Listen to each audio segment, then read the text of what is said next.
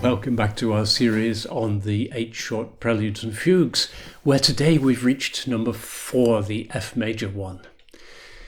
We've said before that there's a huge variety in these 8 short preludes and fugues, but even so, this particular one stands out from the others as something totally different.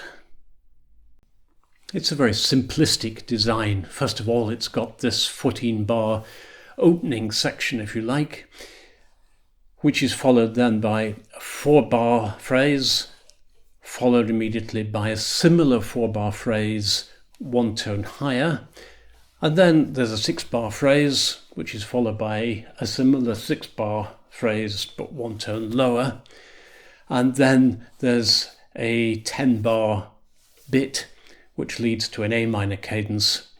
And then we're back to that opening 14 bars again, repeated exactly for the end of the prelude. So given that all these sections end in very definite cadences and that the whole thing has got this broken chord texture running all the way through, it all sounds a little bit chopped up, a little bit like sort of composing by numbers, but it's all very jolly. One thing I've heard several times over the years is that people have some difficulty differentiating between all these triplet semiquavers, which are going on all the time, and the very occasional duplet semiquavers, which just crop in from time to time. So in bar 18, for example, there's a tendency to rush the duplet semiquavers because one is so used to playing triplet semiquavers. So there, it's just a question of keeping the 3 beats in a bar very firmly in your mind and making sure that the duplet semiquavers then go at the right speed, which is often slower than one might think. We talked in a previous episode about hemiolas and their 18th century function of flagging up the approach of major structural cadences. In fact, I think I compared them to a so-called rumble strip painted on a road to warn motorists of the approach of a major junction.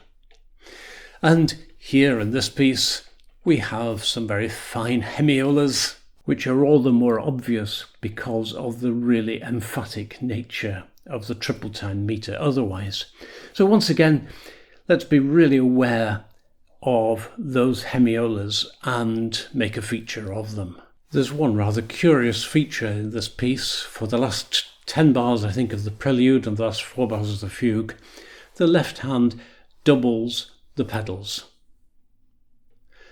And that's a very, very odd thing for an experienced organist to write. And that has made some people suggest in the comments that perhaps these pieces were written for the pedal harpsichord. But even so, an organist would not normally write that kind of left-hand and pedal doubling because it just feels so odd, so wrong. The same thing, incidentally, is true of the last dozen bars or so of the B-flat major fugue, but not of anywhere else in this set. I suggested in another episode that various oddities, various discrepancies between the different pieces might almost suggest that perhaps not the same composer was responsible for each piece.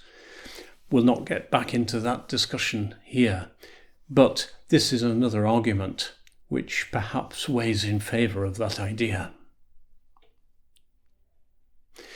But anyway, it's a really fun, lightweight piece, and so let's take it for what it is.